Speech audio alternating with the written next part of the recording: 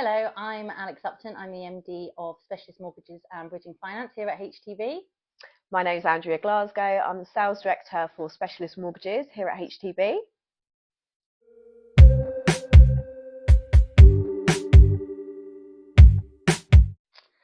So one of the questions I get asked a lot is, do we think that the presence of senior women in the industry has benefited the industry? For me, I think women in leadership has been in the industry has genuinely been really transformative. I think that having women in leadership roles has given us a fresh perspective. We've seen greater collaboration.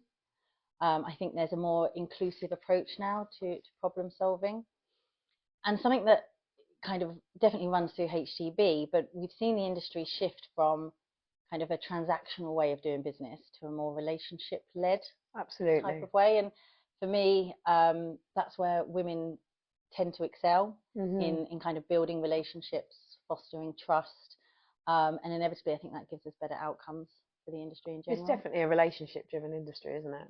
And I think that's something that we've really nailed. And you're right, in terms of leadership, female leaders generally are more nurturing.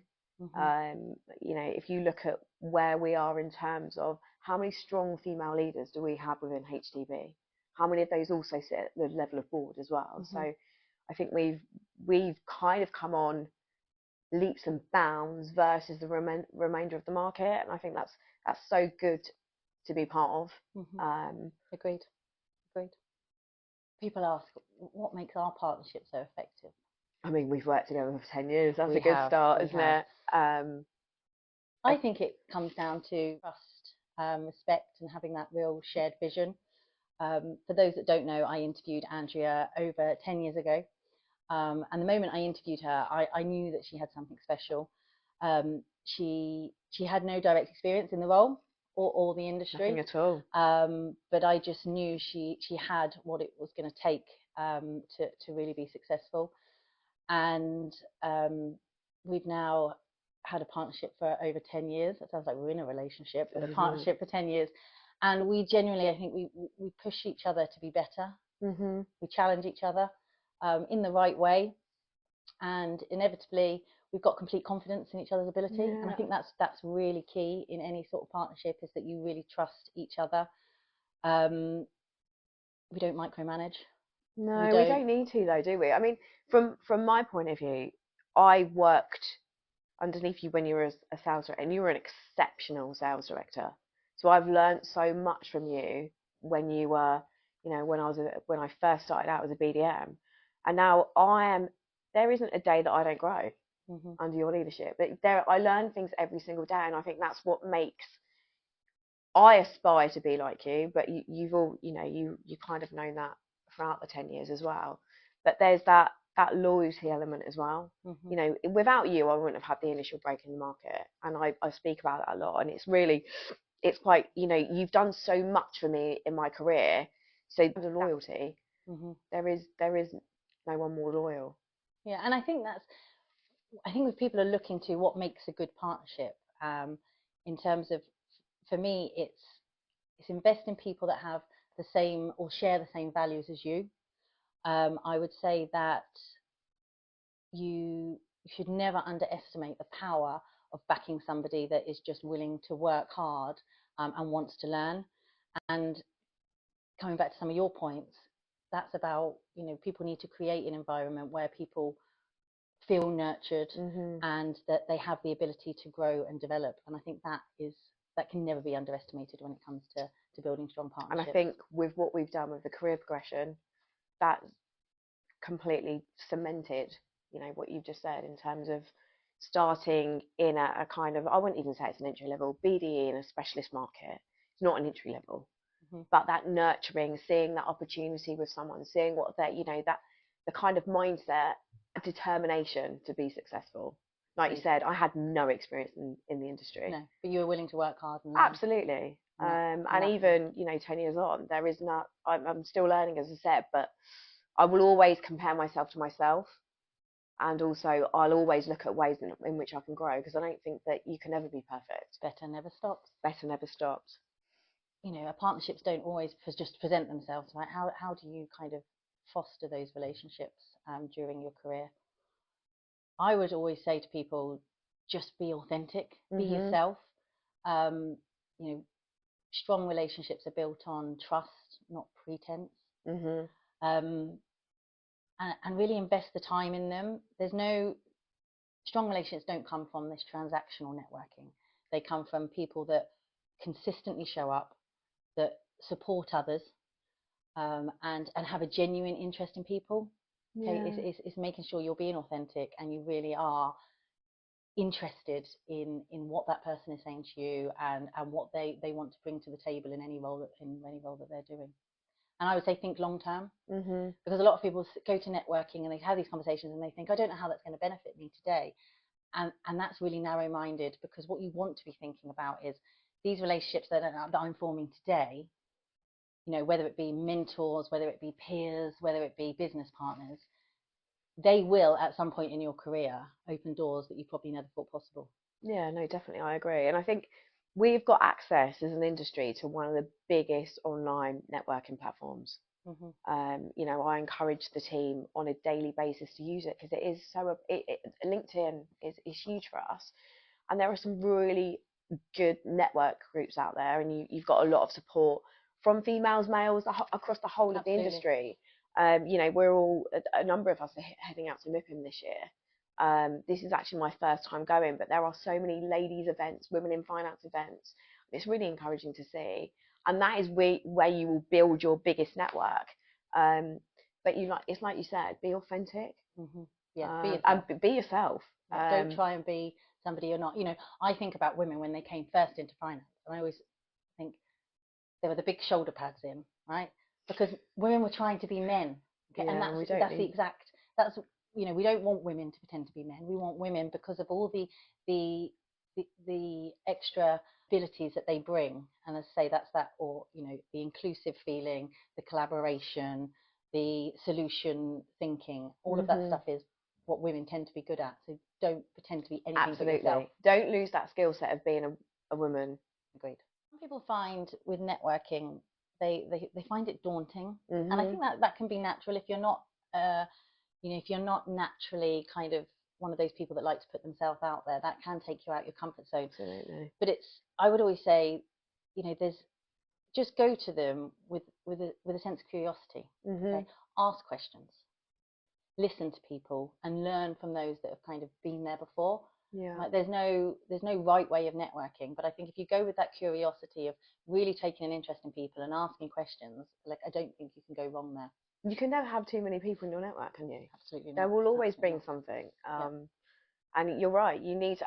The first time you ever go to a networking event, I remember my first ever BNI event it's terrifying, because they get you to stand up and you have to talk in front of all these people. And I was, I think I was 20, and it was absolutely terrifying. Now, it's just, how much fun can you have? You need to remember that, you mentioned about having to stand up. A lot of networking events have evolved now, and it is just about having those open conversations with people. And networking, you shouldn't always think about it as being with senior people.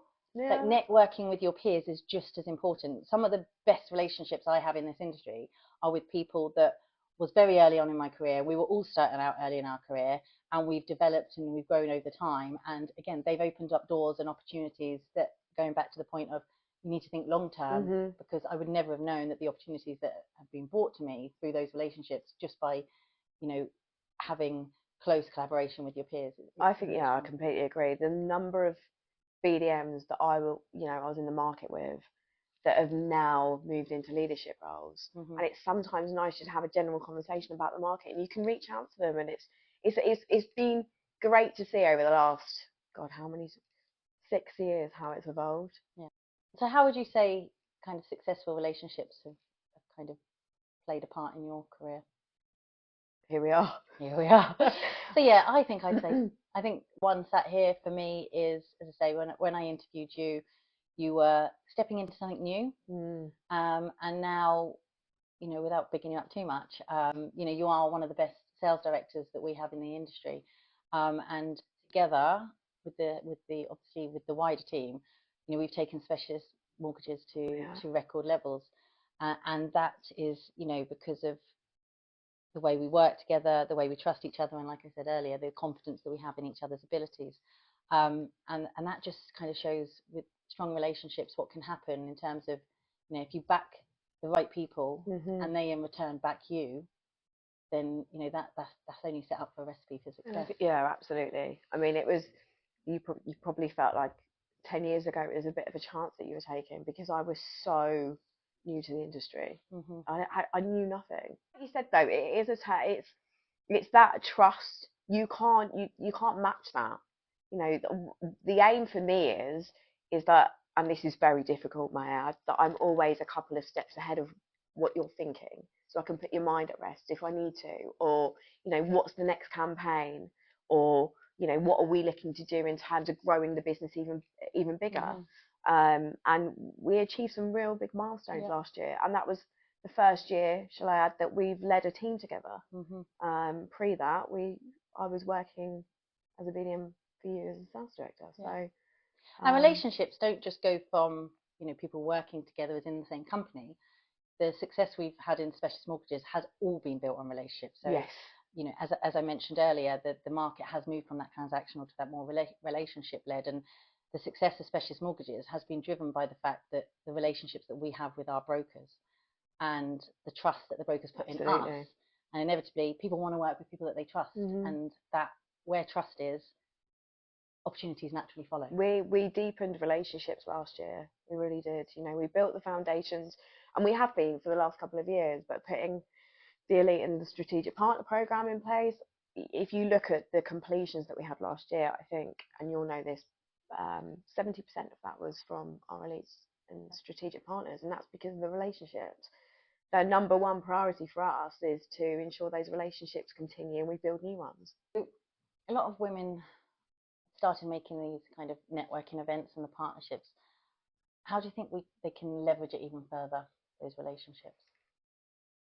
It's a bit like what you said, opening doors. So opening doors to new opportunities. And, you know, the greatest take from what you've said is, or not just the one thing that you've said, but it's about the long-term plan as well. No one knows what door's going to be open tomorrow.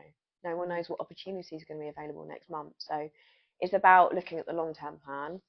And being proactive. Because the doors might open, but you've got to walk through them. And that is something that, you know, it is about that proactivity. That door might open, but you've got to then take that next step and walk through it. It's about putting yourself out there as well, which some people, you know, people write a LinkedIn post. Some will write it within a minute. Others will, you know, look at it for an hour and tweak it again. You know, I was there. I've sent you many a WhatsApps with the post, but it's about being authentic, putting yourself out there, and not being scared of the outcome when you do put yourself out there. Just having a bit of confidence and backing yourself. And pay forward. I always say it's you be the type of person that is there to lift others up, because the more support we can give each other, the faster this industry will move forward. So you took a chance on me 10 years ago when I was fresh into the industry. How can we support, and what can we do as a business to encourage new entrants? Well, look, I think we live and breathe that. Okay, that is you know how we are set up at HTB, and that is bringing women in all levels, but inevitably to kind of really boost the female representation in our industry. It will be bringing in people mainly at probably junior roles, because that's where they will enter into the industry. But then that's when our jobs really start, because we need to work with those women, understand what it is that they want to do, and they might not know. Okay, and a lot of them probably won't when they first come in, but that's down to us to give them ideas of where they can go, understand where they need to develop, work with them on what they need to develop on, and really go on a journey with them, because inevitably a lot of this, especially if they come in at a junior level, the work environment is very new to them, and we need to make sure that they feel that they have a company that is going to help them develop, help them to grow, help them, whether it be external examinations, whether it be assisting in how to go to networking events and what they expect to be greeted with when they get there, and having those continual development meetings about where's the opportunities? And that's where, you brought in the career progression in the BDMs. If we go back a few years ago, I always remember, I've managed and worked with a lot of BDMs, and one of the frustrations is, where do I go? Absolutely. My only promotion is your job, and hopefully I wasn't going anywhere. But well, they might not have said that, but hopefully I wasn't going anywhere. So the progression that you've put in with regards to business development executives that are new into the role, that can then progress into business development managers, regional account directors, and then into that that gives them a bit of leadership. That has to be rolled out across all roles in this industry, because inevitably we need to make incremental steps rather than the big, huge gaps that there have been there previously, where it's difficult. I completely agree. There's a number of examples that we can give within HTB where they've gone through various parts of, parts of the specialist mortgages team, and it's lovely to see. It really is, and that will continue to grow. Agreed. Speaking of that, you've both been recognised on Mortgage Introducer's Elite Women's list. How does that feel? It's great to be recognised, but I think it's more about a reflection of the hard work within the team, us pulling all together, the relationships that we've built, and in terms of the business, we live and breathe powerful women on a daily basis. Yeah, I mean, of course, as you say, recognition is nice, but yeah, as you said, it's teamwork, and for me, the real reward is the impact that we have in terms of helping brokers, growing the business, and inevitably opening doors, or hopefully inspiring women to not only enter the industry, but once they're into the industry, think about how they can progress and how they can really develop their careers, because this industry needs women of all levels, with all skill sets and with all backgrounds. I completely agree.